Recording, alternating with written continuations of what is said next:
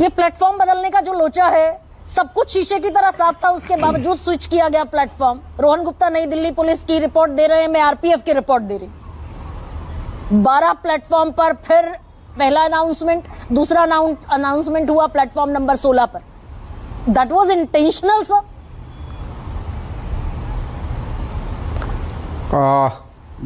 Late me explain the whole thing in a broader perspective. अभी मैंने सुना जो हमारे पूर्व वक्ता ने कहा, बहुत बढ़िया से उन्होंने एक्सप्लेन करने की कोशिश की। लेकिन यदि पूरे देश के परिप्रेक्ष्य में देखें तो हम सब जानते हैं कि कुंभ हो रहा है और उसके कारण जो है वो भीड़ का प्रेशर रोड पे भी है, रेलवे पे भी है, हर जगह पे है। और अभी आपने 15 दिन पहले कुंभ के हादसे की बात की। और भीड़ प्रबंधन जब हम लिमिटेड जगह में करते हैं तो उसके लिए हम जो तैयारियां करते हैं वो काफ़ी पहले से तैयारी करते हैं। पीछे से ही जहां से क्राउड चलने की संभावना होती है वहां से बैरिकेडेड होल्डअप एरिया सारी कुछ बनाते हैं और एक लिमिटेड एरिया में हम कोशिश करते हैं कि एक हम उस क्राउड को मैनेज कर सकें और इनग्रेस और आउटग्रेस, जाने वाली भीड़ और आने वाली भीड़ के बीच में एक बैलेंस रख सके ताकि वहां पर जो है कोई हादसा ना हो। सर होल्डअप एरिया तो आप बनाए जा रहे हैं, रेलवे का भी हमारा जो ये जो प्रीएम्प्ट होना चाहिए मैं बता रहा हूँ, मेरी बात सुनिए। गिव मी प्लीज, कहिए sir, please listen to me ma'am, please listen to me. वही चीज मैं ये कह रहा हूं कि जैसे वो लिमिटेड प्रेमिसेस हैं वैसे ही रेलवे का भी वही है, वही सिस्टम काम करता है और यहां भी ऐसा होता है।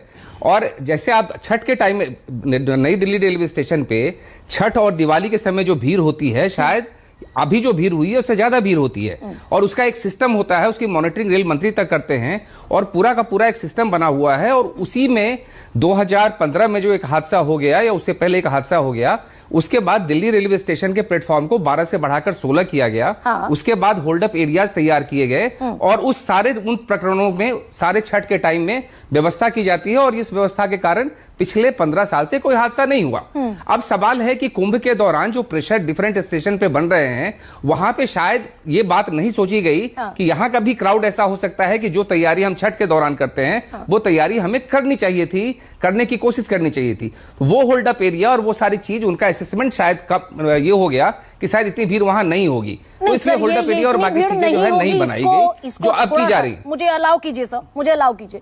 इतनी भीड़ नहीं होगी ये तो थोड़ा सा अलहदा रखते हुए मैं ये पूछ रही हूँ, बाकायदा पता था और उत्तर प्रदेश सरकार ने कहा था कि 40 करोड़ लोग पहुंचेंगे, हमारी व्यवस्था 100 करोड़ लोगों की है।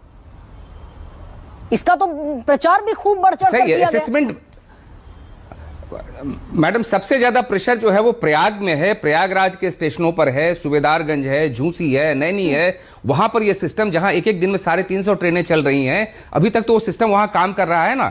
वो काम इसलिए कर रहा है कि वहां सारी तैयारियां की गई हैं, वहां सारी व्यवस्थाएं की गई हैं।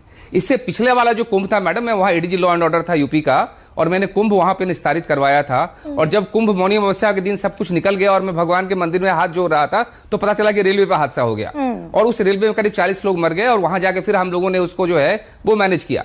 2019 का जो अर्ध कुंभ था तो मैं डीजी आरपीएफ था और वहां पे जो रेलवे की व्यवस्थाएं इतनी अच्छी थी कि इंटरनेशनल वर्ल्ड कांग्रेस जो होता है वहां प्राग में, वहां पे जब हमने दिखाया और वहां पे विभिन्न देश के लोगों ने इस व्यवस्था को देखा तो उन्होंने भारत को ऑफर किया कि आप जो है कि यूआईसी इंटरनेशनल रेलवे यूनियन होता है उसका चेयरमैनशिप वाइस चेयरमैनशिप लिए।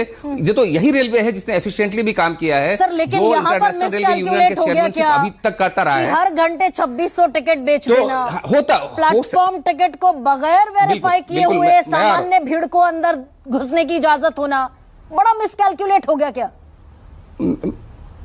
हो रहा है, हो सकता है कि मिसकैलकुलेट हुआ है। दूसरा क्या है कि यहां पे कई विंग्स रेलवे के काम करते हैं, जैसे रेलवे का टिकट बेचने का काम कमर्शियल डिपार्टमेंट का है, संचालन करना कि कौन सी ट्रेन किस प्लेटफॉर्म पर आएगी और कहां पे रोकी जाएगी ये ऑपरेशन का काम है। जो सिक्योरिटी और भीड़ का मैनेजमेंट है वो आरपीएफ का काम है और इन सब का कोऑर्डिनेशन का तालमेल जो है वो हमेशा आवश्यकता पड़ती है।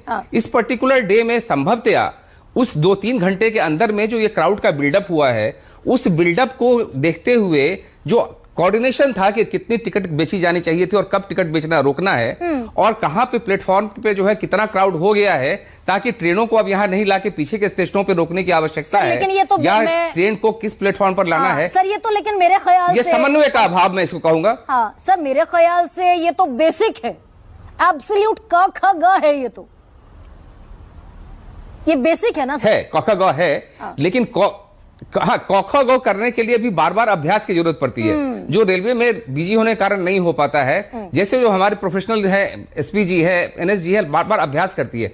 तो ये अभ्यास और ड्रिल भी जो है रेलवे में बार बार होते रहना चाहिए। जब भीड़ ना हो तब कोऑर्डिनेशन कैसे इंप्रूव करें। कहीं ना कहीं से तो लैप्स हुआ मैम, इसलिए एक्सीडेंट हुआ ना।